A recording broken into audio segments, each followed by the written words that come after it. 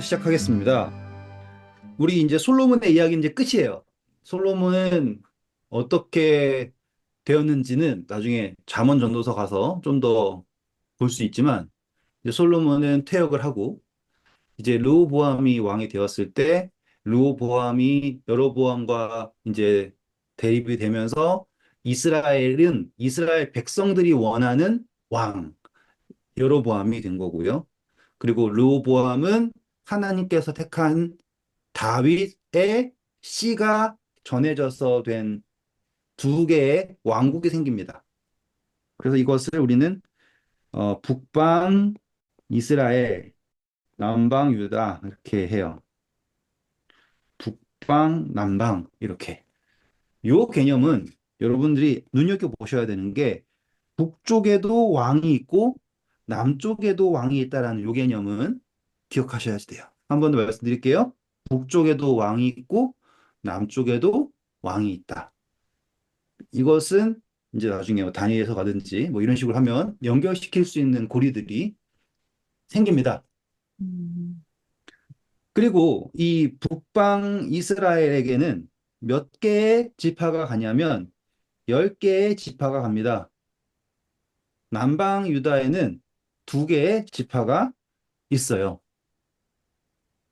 그리고 이 남방 유다에 있는 이 지파는 이제 유다니까 여기다 베냐민만 적으면 되겠네요. 그쵸? 음, 베냐민이에요. 보시면 사울도 베냐민이었죠?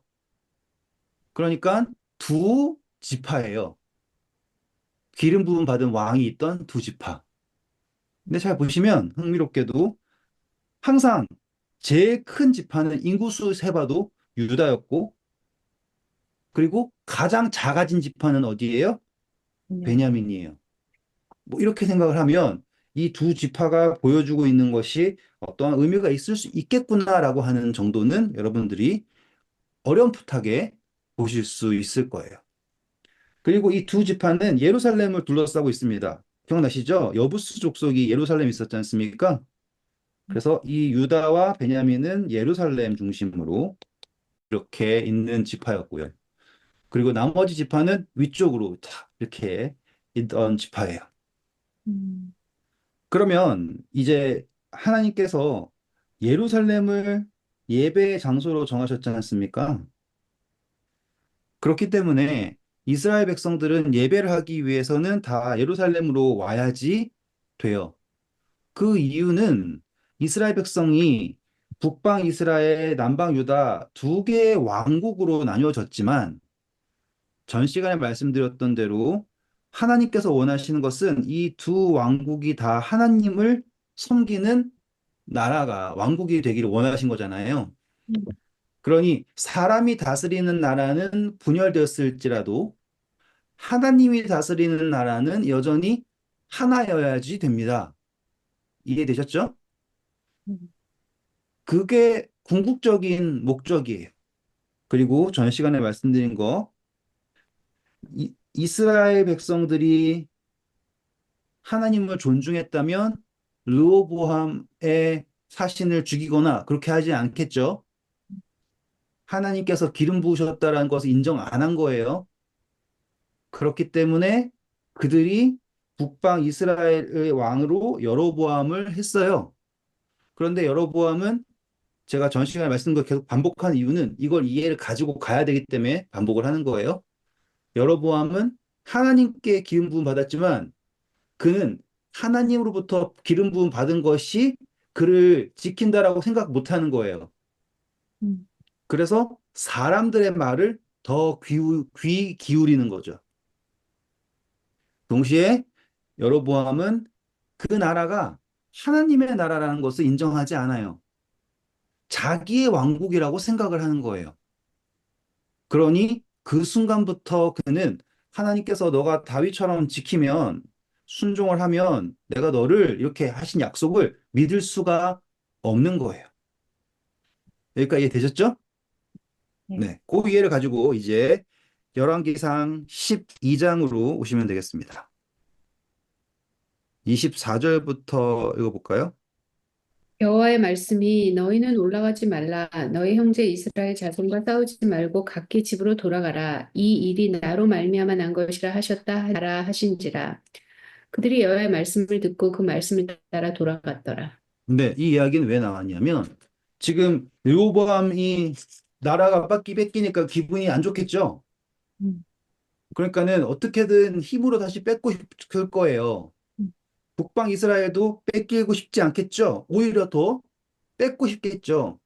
그런데 여기서 이제 중요한 거예요. 이 분열이 누구에 의해서 이루어진 것이다라고 얘기하냐면 하나님께서 나누신 것이다라고 말하고 있어요. 그럼 여기서 우리가 볼 수 있는 것은 하나님께서 하나님의 백성을 나누셨네라고 하는 걸 여러분들이 눈으로 보셔야지 됩니다. 음, 음, 그러면 우린 이거를 이제 역사로 가지고 올 거예요. 역사로.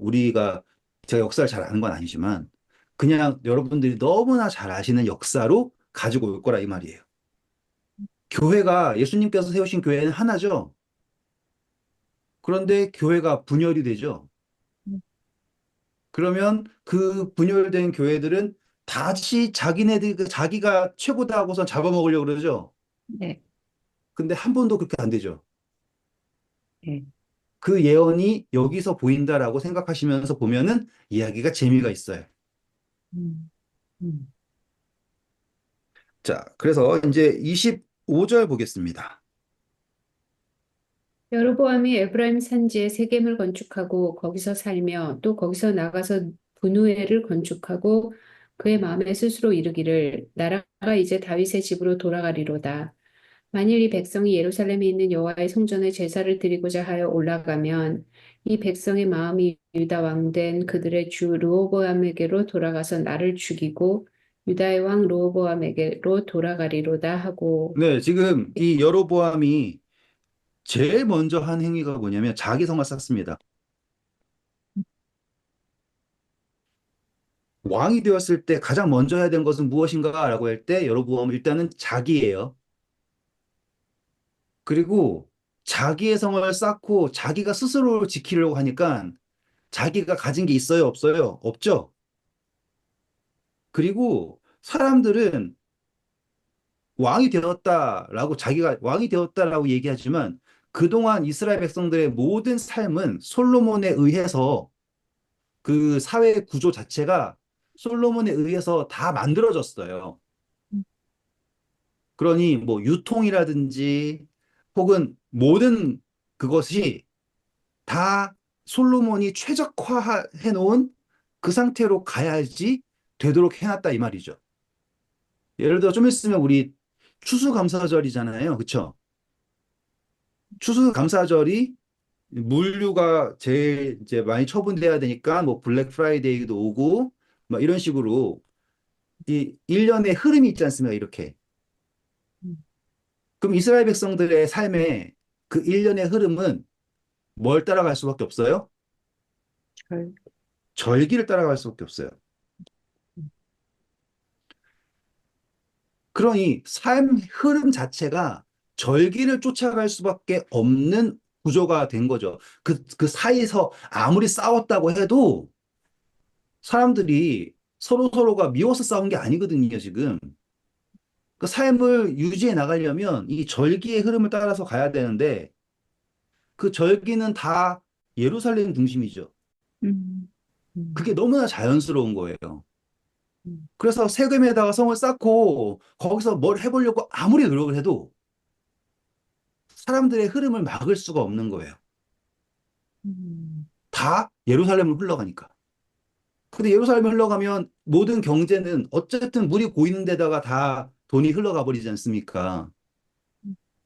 그러니 르호보암의 이렇게 여로보암의 결론은 내가 여기서 아무리 왕이야 뭐라고 얘기를 해봤자 세상의 흐름은 다 예루살렘으로 가니 지킬 수 없다라고 생각을 하는 거예요. 그래서 그가 생각한 방법이 뭐냐면 예배를 바꾸는 거예요. 절기를 바꾸는 거예요. 이해되셨죠, 이제? 음. 그러니까 굳이 예루살렘에 못 가게 하려고 하는 게 자, 내가 봤을 땐 이게 정말 좋은 거니까 내가 새로운 신을 창조해가지고 섬기게 하면은 그게 아니라 그의 왕국을 견고하게 하려면 솔로몬이 만들어 놨던 그 모든 구조들을 순식간에 없앨 수는 없으니까 그러면 망하잖아요. 그래서 그가 한 행동이 뭐냐면 28절. 이에 계획하고 두 금송아지를 만들고 무리에게 말하기를 너희가 다시는 예루살렘에 올라갈 것이 없도다. 이스라엘아, 이는 너희를 애굽에서 인도하여 올린 너희의 신들이라 하고 하나는 베델에 두고 하나는 단에 둔지라. 이 일이 죄가 되었으니 이는 백성들이 단까지 가서 그 하나에게 경배함이더라. 네, 이해되셨죠, 이제? 그래서 절기, 예배를 바꾸는 거예요. 음. 그래서 예루살렘으로 갈 필요가 없다. 북쪽에 있는 사람들은 단으로 올라가 버리고 예루살렘까지 가려고 하는 사람들은 그 중간 베델에서 이야기를 끝내자라고 이야기를 하는 거죠. 그러니까 삶을 완전히 바꾸는 게 아니에요. 살짝 바꾸는 거예요, 살짝. 그래서 이제 긴 이야기를 줄여서 어떻게 얘기하냐면 산당들을 막 짓고요. 그리고 그전에는 모든 게 다 레위 자손이 특권을 가졌잖아요. 근데 이제 레위 필요 없어 라고 얘기하면서 아무나 하고 싶은 사람 다. 그러니까는 지금 이 누구의 얘기를 들었냐? 28절 초반에 보면은 왕이 누구 얘기 들었어요? 사람들의 이야기를 들었죠. 사람들과 의논했다는 표현 나왔습니까? 28절 초반에 없는데. 네. 없어요? 킹제임스만 있어요. 아, 그래요? 내가 음. 킹제임스 보고 있어서 그래요. 그러니까 이 생각이 단순히 여로보암만이 이야기가 아닌 거예요. 음, 그래서 제가 앞전에 계속 강조했던 게 북방 이스라엘은 하나님이 기름 부은 왕이 그 역할을 한 것이 아니라 사람이 기름 부은 왕이 역할을 한 거예요. 그래서 여로보암은 계속해서 사람들의 이야기를 하나님의 이야기보다 높게 해서 이걸 한단 말이죠. 음, 자, 그래서 이제 산당에서 예배 드려라 라고 얘기하면 사람들이 그걸 좋아할까요? 라고 하잖아요. 그러면 그전에는 예배는 다 누가 잡고 있었어요? 레위가 잡고 있었죠. 네. 그런데 레위가 예배 잡고 있다 생각했을 때 솔로몬 시대에 가장 완벽한 때였잖아요. 음, 그 당시에 레위 사람들은 어떻게 살았을까요? 잘, 잘, 엄청 잘 살았겠죠. 음, 왜냐하면 솔로몬이 백향목 뽕나무처럼 있게 하고 금 널리게 하고 라고 했을 때 솔로몬이 하나님의 말씀을 온전하게 쫓았잖아요, 처음에는. 그러면 레위 사람들은 어마어마하게 잘 나갔을 거예요. 음, 그런데 이제 솔로몬이 시르시르해지고 되면 사람들이 하나님을 이렇게 잘 믿지 않게 되면 제일 미운 사람이 누구예요? 레위 사람. 레위 사람들이겠죠? 이해되세요, 이제? 음, 그리고 사람들이 볼 때, 야, 저 레위 사람들 역할 돈벌이 된다고 생각할까 안 할까요? 음, 왜냐하면 국가에서 준 자격증인 거잖아요. 태어났다라는 이유로 11조 따박따박 받아가고 가난하지도 않은데 구제연금 받아가고 화목제 다 뺏어가고 느끼 보시죠. 음, 그래서 나중에 보면 온 지파에 있던 레위 사람들이 전부 다 짐 싸들고 유다로 내려옵니다. 왜 그럴 수밖에 없어요? 미운 탓밖에 없거든요. 그리고 그 자리를 눈독 들였던 사람들이 있겠죠. 왜냐하면 레위 사람들도 결국 사람인데 내가 봐도 가끔 그러잖아요. 목사님 설교하는 거 보면 내가 설교해 저보다 잘하겠는데 저래가지고 사역자야 이렇게 생각할 수 있단 말이에요. 누구든지. 음, 그래서 그런 사람들이 이거를 비즈니스 모델 생각하는 거죠. 그래서 산당을 마음대로 지을 수 있다. 그래가지고 뭐만 내면 돼요. 염소 새끼 하나 가져오고 돈 얼마 내면은 너 제사장 이렇게 해주는 게 되는 거예요. 제가 지금 드리는 말씀 이해가 되죠? 네. 딱딱딱딱 맞춰지지 않습니까? 네. 가서 확인해 볼까요? 역대하. 11장 13절 볼까요? 곧 이스라엘의 제사장들과 레위 사람들이 그들의 모든 지방에서부터 르호보암에게 돌아오되 레위 사람들이 자기들의 마을들과 산업을 떠나 유다와 예루살렘에 이르렀으니 이는 여로보암과 그의 아들들이 그들을 해임하여 여호와께 제사장의 직분을 행하지 못하게 하고 여로보암이 여러 산당과 수렴소 우상과 자기가 만든 송아지 우상을 위하여 친히 제사장들을 세우니라. 보세요. 이스라엘 모든 지파 중에 마음을 굳게 하여 이스라엘의 하나님 여호와를 찾는 자들이 레위 사람들을 따라 예루살렘에 이르러 그들의 조상들의 하나님 여호와께 제사하고자 한지라. 네, 자, 말씀드린 대로 나왔죠? 음, 이스라엘 백성들이 하나님 따르는 사람들은 여기 있을 수가 없게 된 거예요. 있을 수가. 음, 이 여로보암이 사람들의 마을을 가지고 다스릴 때 음, 참 재밌지 않아요? 네. 음, 그래서 여로보암은 백성들의 마음을 사는 거예요. 그리고 자기가 여기서 예배드려라 그래서 사람들이 난 저기가 더 편한데 왜 바꿔야 되라고 할 때 거기에 힘을 실어줄 수 있는 사람들이 이 제사장 되고 싶은 사람들이 딱 일어나가지고는 서비스를 하고 일로 오세요 하면은 이제 거기로 새로운 이제 경제가 일어나는 거예요. 다시 돌아오셔서 열왕기상 12장 32절. 여덟째 달 곧 그 달 15째 날로 절기를 정하여 유다의 절기와 비슷하게 하고 제단에 올라가되 베델에서 그와 같이 행하여 그가 만든 송아지에게 제사를 드렸으며 그가 지은 산당의 제사장을 베델에서 세웠더라.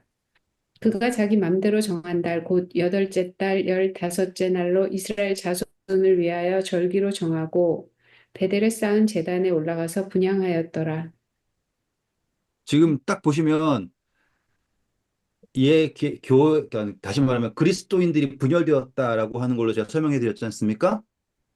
그래서 하나님을 온전히 따르는 백성들이 있고요.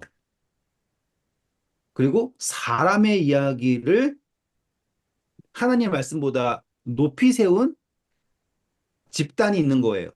음, 그리고 그 집단들은 하나님의 언약과는 완전히 거리가 멀어요. 거의 금송아지 만들고 이게 하나님이다라고 소개는 하지만 음, 다 자기가 만든 거예요. 자기가. 자기의 뜻대로. 자기가 정한 달. 그것도 비슷하게. 그러면은 12지파 중에서 10지파는 사람이 만든 날을 예배하고 있고, 2지파는 하나님께서 만드신 곳에서 예배하고 있고, 이런 식으로 우리는 우리가 잘 아는 역사로 적용을 할 수 있겠다, 이 말입니다. 음, 지금 그렇다고 해서, 유다는 거룩하고 이스라엘은 악하다, 이렇게 하는 게 아니에요. 지금 그 사람의 이 표상이 어떻게 연결되는가라는 걸 이야기하고자 하는 거예요. 다시 음, 한번 적어볼게요. 이제 그러면 북방 이스라엘, 남방 유다. 그랬을 때 지금 남방 유다도 하나님을 온전하게 믿고 있는 건 아니에요. 솔로몬 이후부터 제대로 된 왕들은 가뭄에 콩나듯이 나오는 거예요. 이렇게. 하지만 남방 유다는 계속 그 약속인 예루살렘을 쥐고 있는 것뿐인 거예요, 지금. 북방 이스라엘은 반대로 계속 사람의 말을 들어요. 그렇죠? 그래서 어떻게 변해갈 거냐면 처음에는 원래 하나님께서 주셨던 것과 비슷하게 가요. 음, 음, 그러다가 아합에 딱 들어오면서 완전히 비슷은커녕 음, 완전히 이방신으로 가버려요. 음, 그러니까 이게 점점 돌아서 가지고 완전히 가버리는 모습을 여러분들이 보실 거라는 거예요. 그런데 그런 걸 할 때 어떻게 가냐? 거룩한 척하면서 가요. 음, 자기가 거룩한 척하면서. 그게 13장에 나오는 거예요. 음, 제사를 누가 드려요, 이제? 제사장이 드리는 게 아니에요. 아무나 드릴 수 있으니까 여로보암이 자기가 제사를 드리는 거예요. 제단을 만들고. 그리고 그 제단을 만들고서 제사를 드릴 때 누구한테 드리는 걸 하는 거예요, 지금? 하나님. 하나님이라고 하면서 드리는 거예요. 그러니까 이거는 시작부터가 완전히 잘못된 거죠. 분명히 여로보암은 하나님으로부터 기름 부음 받은 왕은 맞아요. 그렇죠? 맞는데 하나님께 순종하지 않고 사람에게 순종하게 되고요. 그리고 그 사람이 생각해 보세요. 여로보암이 산당마다 제사장들을 다 세웠어요. 그럼 그 사람도 제사를 드리죠. 음, 음, 그러면 그 사람들 입장에서는 누가 제사를 드려야지 이 사람 그 산당에서 제사 드리는 사람이 제사 드리는 것에 권위가 있겠어요. 제사도. 여로보암이죠. 왜냐하면 그렇구나. 여로보암이 그 사람들을 염소 한 마리 바꿔서 제사 삼아줬잖아요. 음, 음, 음. 그러니 이게 딜레마인 거예요. 여로보암은 그 사람들을 제사장으로서 존경할 수 있을까요? 여로보암 스스로가? 아니요.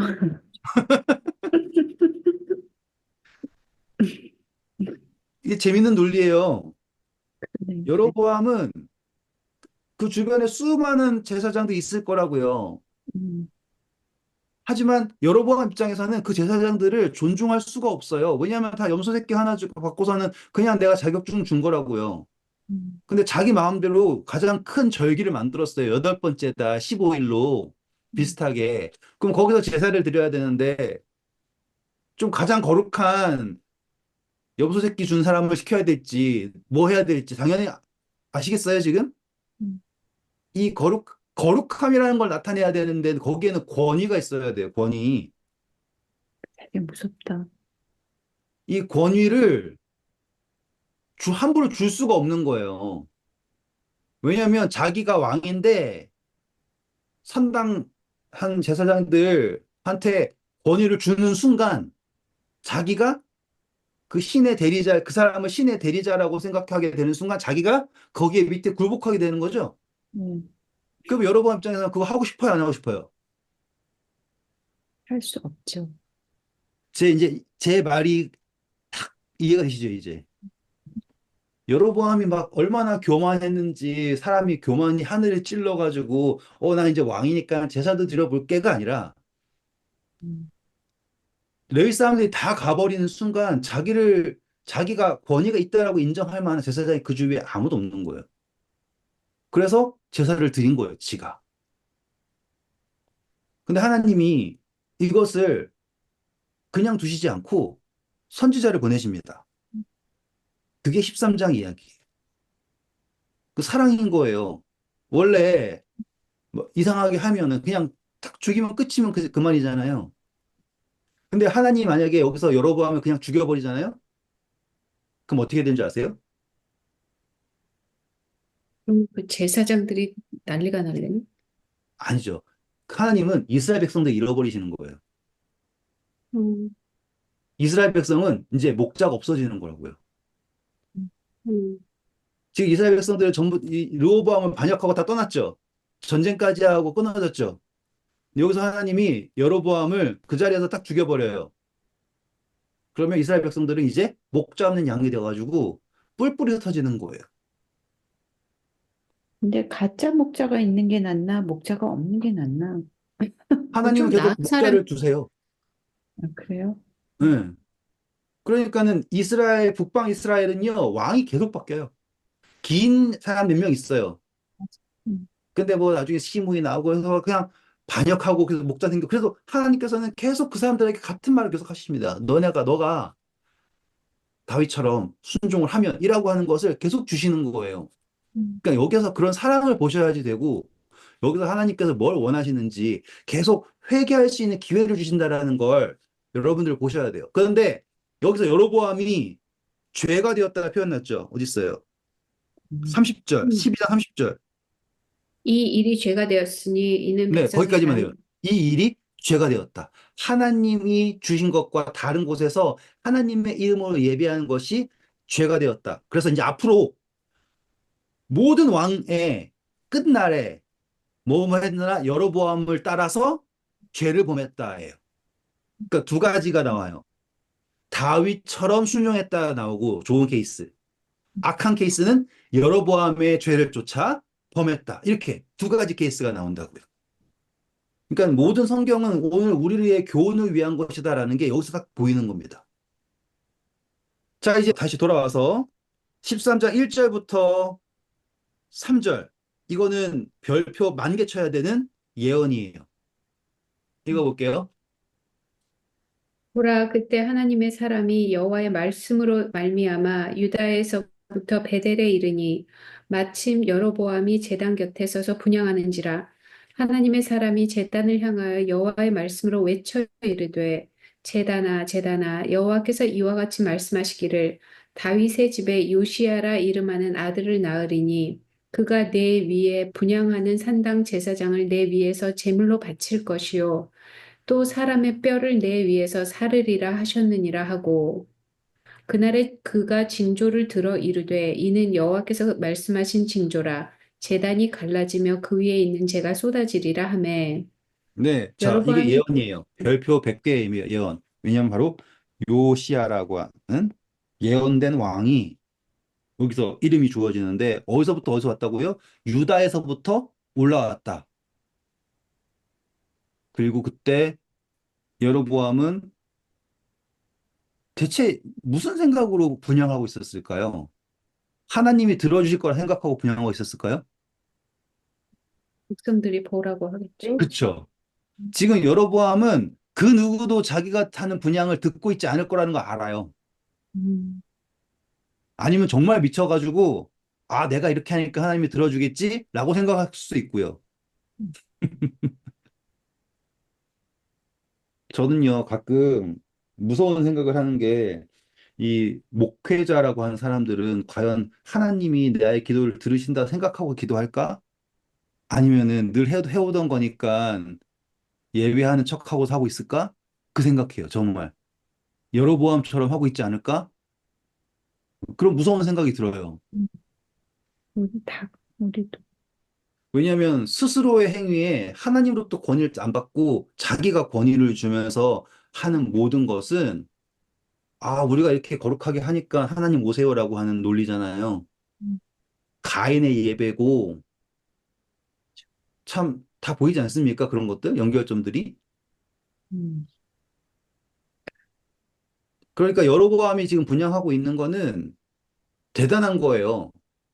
그냥 하는 게 아니에요. 왜냐하면 권위를 쌓아야 되니까 얼마나 화려하고 요란한 어떠한 그런 걸 보이면서 했을 거 아닙니까?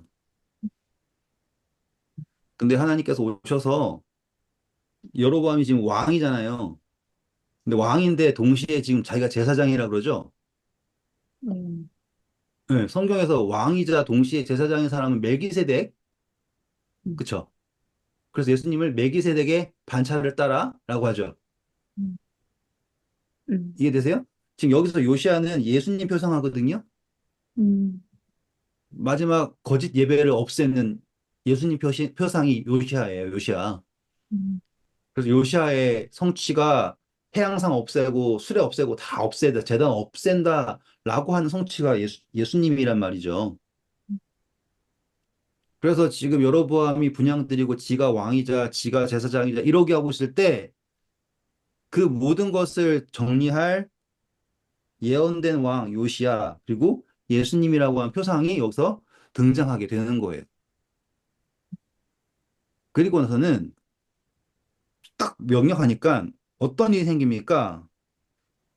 여로보암 제단이 왕이 하나님 예, 제단이 어떻게 됐어요? 갈라지고 제가 그렇죠. 쏟아지고 제단이 어떻게 됐다고요? 갈라졌다고.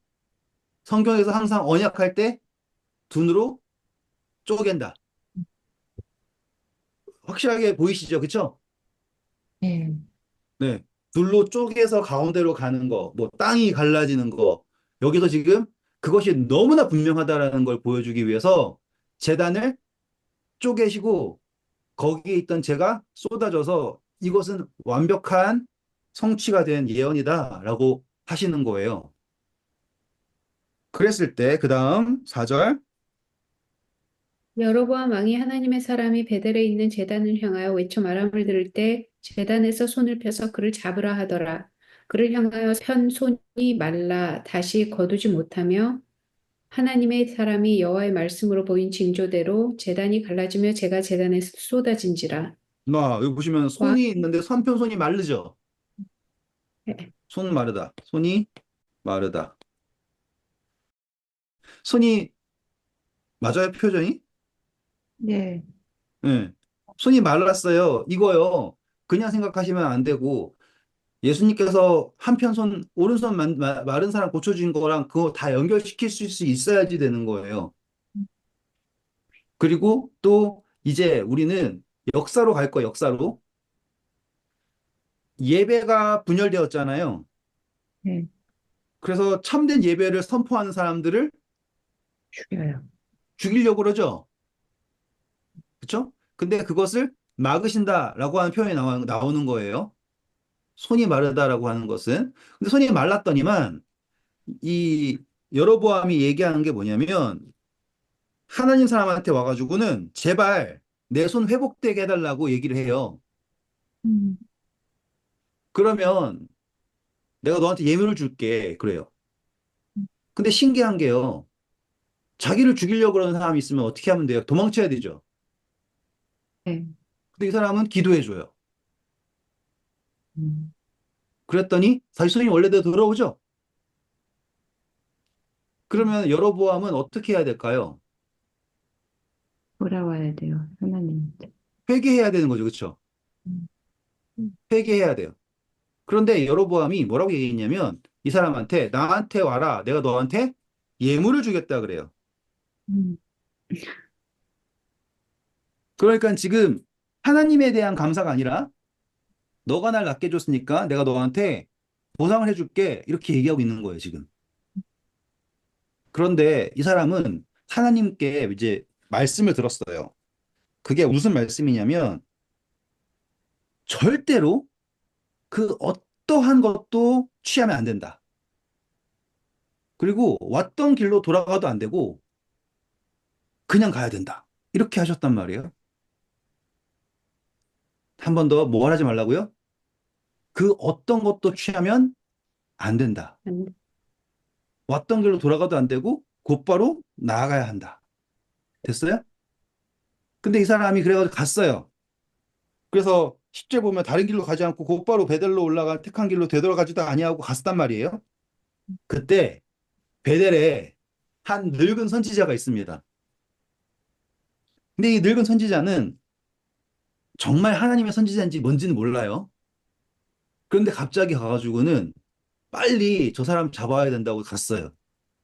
가가지고는 아, 나도 하나님의 선지자인데 라고 하면서 우리 집에 와서 먹으라. 이렇게 얘기한 거예요. 그랬더니만은 그 선지자가 아니다. 하나님이 절대로 먹으면 안 된다고 했다.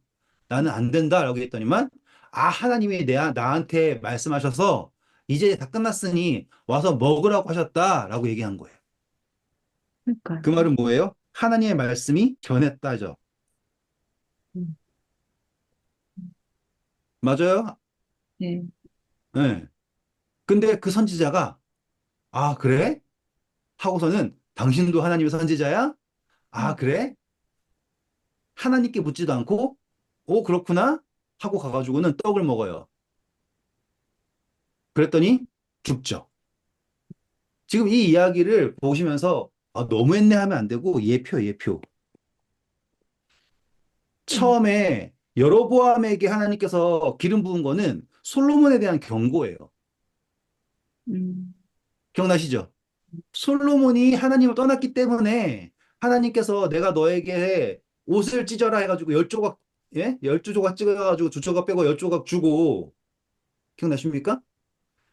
그때 하나님께서 그 여로보암에 명령하셨던 것은 너는 앞으로만 나아가야 된다. 그 어떤 것도 취하면 안 된다 했는데 다 주워 먹었죠. 사람들이 준 거 다 먹고 다 먹고 다 먹고. 기억나세요, 이제? 여로보암은 하나님께서 주신 명령을 듣지 않고 계속 사람에게서 영광을 취하려고 하는 거예요. 마치 그래도 되는 것 마냥. 음. 이 선지자도 하나님께서 주신 엄청난 명령을 받고 왔는데 하나님의 말씀 온전하게 순종하지 않고 그리고 순종하려고 했는데 그의 마음속에 하나님의 말씀이 변했다라고 하는 이 질문. 그래서 이 선지자는 죽음을 당하게 됩니다. 그래서 이 베델에 있던 이 선지자가 늙은 선지자가 어떻게 합니까? 슬퍼하죠. 네. 또 있어. 왜냐하면 이것이 예표라는 거예요, 예표. 지금 아무리 그럴듯하게 자기가 포장이 되고 여로보암이 자기를 포장하고 난리 치잖아요. 그렇게 해도 하나님의 뜻에서 좌우로나 우로나 치우치 말아야 되는데 좌우 완전히 치우치고 아무것도 취하면 안 되는데 주는 대로 다 챙기고 이렇게 작은 것 하나도 하나님 뜻에서 벗어나면은 죽음이라고 하는 슬픔의 일이 당하는데 어떻게 죽어요? 음, 거짓말했다 해서 몇 절이에요? 어떻게 죽죠? 26절 같은데. 네, 읽어주세요. 그 사람을 길에서 데리고 돌아간 선지자가 듣고 말하되 이는 여호와의 말씀을 어긴 하나님의 사람이로다. 여호와께서 그에게 하신 말씀과 같이 여호와께서 그를 사자에게 넘기심에 사자가 그를 찢어 죽였도다 하고 24절도 그 사람이 네, 가더니 길에서 맞아요. 그를 만나러 죽이매. 네, 그래서 누가 죽였다고 나옵니까? 사자가 찢어 죽였어요. 사자가 찢어 죽였는데 먹지도 않고 표상처럼 딱 서 있는 거예요. 연결하실 수 있겠죠? 네. 자, 그리고 이제 사자가 등장하면 사자를 찢어 죽이는 애는 또 누구 있어요? 삼손. 이게 예표인 거예요. 연결되시겠어요, 이제? 어떡해요? 왜냐면 삼손이 하나님 말 잘 들었어요, 안 들었어요? 안 들었어. 안 들었죠. 그러면 원래 어떻게 돼야 돼요? 좌로나 우로나 치우치면 어떻게 돼야 돼요? 죽음을 당해야 돼. 사자한테 찢겨 죽어야 되는 거죠, 원래는. 그런데 하나님께서 오히려 삼손을 사랑하셔서 음, 사자를 찢어 죽였죠. 하나님의 영에 감동돼가지고. 음, 그렇게 되었을 때 삼손은 하나님이 나를 구원하셨다 감사합니다 가야 되는데 오히려 자기를 높였죠. 네. 네, 이런 식으로 연결고리들이 있는 거예요, 이렇게. 음, 그래서 사자가 이 선지자를 죽여고서는 딱 이러고 있을 때 나귀도 먹지 않고 이러고 있을 때 그것이 예표가 되어서 표징이 되어가지고 여로보암한테 메시지가 가야 되거든요. 회개하라고 하는. 근데 음, 여로보암은 그거를 들어요, 안 들어요? 안 들어. 전혀 안 듣죠. 오히려 그 베델 선지자가 계속 막 울면서 막 이렇게 슬퍼합니다. 그리고서는 이 사람이 내가 죽으면 저 사람 뼈에 내 옆에 내 뼈를 두라 하면서 슬퍼한단 말이죠. 그쵸? 슬퍼했어. 그러면 이 사람의 죽음은 그냥 멍멍이 죽음이라고 해야 될까요? 어떻게 생각하세요? 아니, 아니라고 생각해요. 이 사람이 이 선지자가 진짠가 가짠가 확인하려고 이렇게까지 한 늙은 선지자는 참 이상한, 그러고서 확인됐으니까, 아, 슬프다. 이거 참 이상. 근데 늙은 선지자는 그냥 늙은 선지자 역할을 한 거고 이런 사람들 많아요. 이 늙은 선지자 같은 사람들. 그리고 그냥 이 하나님. 선지자는 이것도 이런 사람 많아요. 근데 이거는 그냥 막 사자한테 찢겨 죽기는 했지만 그렇게 그럴 만한 하나님이 뭐 버리고 뭐 이런 거는 전 아니라고 생각해요. 근데 이게 하나님이 버린 역할도 아니고요. 베델의 늙은 음. 선지자도 나쁜 역할이 아니에요, 지금. 그러니까 이런 사람이 많다니까요. 네, 나쁜 역할이 아니라 정리를 해드리면 이거예요. 그 첫 번째 선지자에는 지금 여로보암의 역할이에요. 첫 음, 번째 선지자 역할이 뭐라고요? 여로보암. 음, 되셨죠?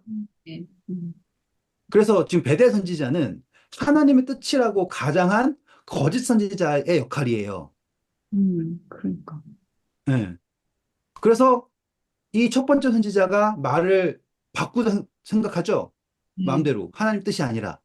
음, 하나님의 뜻을 분명히 들었음에도 불구하고 바꾸죠. 그 끝이 음, 어떻게 돼요?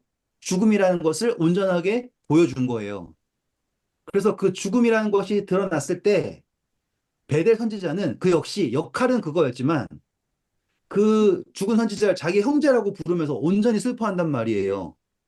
음, 음, 그러면서 그 이야기를 어떻게 결론 짓냐면 이 선지자가 한 이야기는 하나님으로부터 온 이야기이기 때문에 반드시 이루어질 거다. 왜냐하면 이 선지자가 작은 것 하나 안 들었다고 했기 해서 그가 죽임을 당한 것이 하나님의 뜻일진데 하물며 하면서 이제 여로보암에 대해서 생명을 담보로 된 예언을 보인 거예요. 어, 이해하셨습니까? 네, finally. 여로보암이 모르는 상태에서 한 게 아니라 음, 여로보암이 완벽하게 인지하고 있는 상태. 그 사람이 팔이 말랐다가 고쳐지고 이 모든 것이 다 있는 상태. 그리고 그 사람이 제단을 쪼개고 갔어요. 그러면 그 다음부터 베델에서 예배드리고 싶은 사람들, 예? 생각해 보세요. 베델에 제단을 딱 만들었는데, 그럴듯하게 만들었는데, 말 한마디로 제단 쫙 쪼개고서는 간 사람이에요. 난리겠죠? 왜냐하면 그 당시에 베델이랑 단 두 개가 가장 큰 예배 장소인데, 음, 거기서 자기네들이 왕이 와서 분향할 정도면 큰 행사인데, 사람들 다 보는 데서 그렇게 했다라는 건 하나님께서 거기 있는 모든 사람들에게 주시고자 하는 예언의 말씀이었던 거예요. 아, 근데 사람들이 그거를 귀담아 들어야 되는데 안 듣잖아요. 음, 그것이 얼마나 확실한가라고 하는 것을 보이실 때 이 음, 사람의 죽음으로써 확정된 걸 보이셨다라고 하면 여러분들이 이제 이걸 이해하실 수 있는 범위로 내려온 거죠. 그렇죠? 아, 음. 그냥 이상한 사람이 이상한 짓 했다가 아니라. 근데 사람들은 저 사람은 그런데 저거 실수 하나 했다고 하나님한테 저주받아서 죽었다 이렇게 할 것 같은데. 아, 그러니까 그렇게 할 수도 있죠. 실수했으면 그렇게 말을 하려면 하나님한테 저주받아 죽었다라고 얘기하려면 그 사람들한테 뭐가 있어야 돼요? 하나님 두려운 마음이 있어야지 그게 속하는 거죠. 음, 그 사람을 조롱을 할지라도 그 사람을 조롱할 때 그의 마음속에 하나님을 두려운 마음이 있어야지 된단 말이에요. 음. 근데 여로보암은 이때 어떻게 했냐면 33절 봐보세요. 와, 음, 여로보암이 이 일 후에도 그의 악한 길에서 떠나 돌이키지 아니하고 다시 일반 백성을 산당의 제사장으로 삼되 누구든지 자원하면 그 사람을 산당의 제사장으로 삼았으므로 이 일이 여로보암 집의 죄가 되어 그 집이 땅 위에서 끊어져 멸망하게 되니라. 자, 여기서 보시면 킹제임스로 한번 보시면 더 재밌어요.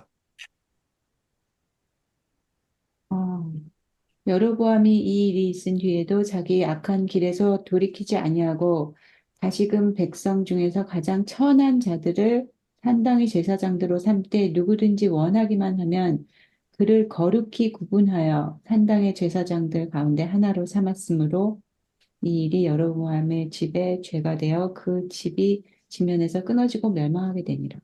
자, 누가 됐다 그래요, 이제? 천한 장 천. 그쵸, 가장 천한 사람. 그를 거룩히 구분. 진짜. 이게 뭐예요? 이제 여로보암의 태도예요. 음, 자기가 제사 드리러 가서 이제 자기 스스로 권위를 줘가지고 내가 한 사람들을 높은 제사장 삼으려고 했었어요. 음, 근데 손 마르고 제단 쪼개지고 그러니까 이제 그거에 대해서 가치를 아예 안 둬버리는 거야. 음, 그래서 저거 하는 거는 가장 천한 사람 불러서 너가 하려면 해. 하고 싶은 거 하는 거야. 하고서는 아시겠죠? 태도가 보이십니까? 음, 그전에는 그 제사 드리는 걸로 자기를 높이려고 그랬는데 음. 자기가 했더니 안 된다는 거 깨닫고 그것을 깎아내는 거 완전히. 그리고 웬만한 사람은 안 하고 싶겠죠, 이제. 무슨. 처음에는 막 했다가 이제 점점 천해졌겠지. 제사장 하는 사람은 되게 후진 사람 이렇게. 그게 아니라 안 네. 했다가 완전히 젖장 나겠다 이러고서 그러면 이제 그냥 아무나 가가지고 정말 네, 그렇게 생각할 수도 있고요. 근데 여러분 생각해 보면 목사님들도 자기 자식들 목사님 안 만들고 다 다른 직업 갖게 하고 하잖아요. 그리고 똑똑한 애들은 신학 안 하고 좀, 좀 음, 저처럼 이렇게 빠지는 사람들이 그렇게 인식이 된다니까요. 신기하죠? 참 그러니까 여로보암의 태도가 그냥 한 정신 나간 사람의 태도가 아니라 음, 우리의 마음인과 똑같은 거예요. 예를 들어서 그냥 묵상을 한다고 쳤을 때 하나님한테 인정받고 싶어가지고 하나님의 뜻이 아니라 내 멋대로 막 하다가 하나님 그거 아니다라고 하면 완전히 삐져가지고 음, 음, 예? 그냥 처박아 놓고 이렇게 하는 태도 보이십니까? 그죠. 예. 그래서 지금 산당을 세웠다, 죄가 되었다. 첫 번째. 그쵸? 그리고 아무나 가장 천한 사람들을 세워서 제사장 삼았다. 죄가 되었다. 두 가지 죄 보이십니까? 음, 그래서 이 이야기가 앞으로의 모든 이야기의 하나의 그 교두보가 되는 거예요. 여로보암의 죄를 쫓아. 이렇게. 음, 그러니까 오늘 우리도 하나님의 말씀을 온전히 순종하지 않고 내가 생각하는 대로 막 가면 이게 하나님의 뜻을 전했을 때 세상에서 영광을 취하면 안 되는데 저조차도 설교 한번 잘하면 칭찬을 바라고 그러니까 하나님의 뜻이 이루어지는 걸 바라는 게 아니라 칭찬을 바라고 어떠한 대가를 바라고 이렇게 되면은 무너지는 거잖아요. 거기에 대한 분명한 교훈이 바로 이 선지자가의 죽음에서 볼 수 있는 정말 요시야가 태어날 거다라고 하는 예언 이 사람이 한 거거든요. 이런 엄청난 예언을 한 사람인데도 불구하고 죽음을 맞이하잖아요. 예수님이 올 것이다, 재림하실 것이다, 라고 하는 예언을 하는 우리도 어떠한 마음가짐이 있어야 되는가. 내가 정말 놀라운 예언을, 복음을 전하고 있기 때문에 나는 살 것인가가 아니라 하나님의 말씀은 변하지 않으신다, 라는 것을 항상 인식하고 좌로나 우로나 치우치지 않고 하나님 이외에 다른 영광을 구하지 말아야 한다라는 것을 오늘 여기서 볼 수 있게 되는 거죠. 이야기가 그렇게 무거운 건 아니에요. 아시겠죠? 그리고 이제 이 이야기를 묵상으로 끌고 올 수 있게 된 거잖아요. 네. 그거면 우리는 성공한 겁니다. 네, 오늘도 음. 수고하셨습니다. 좋은 밤.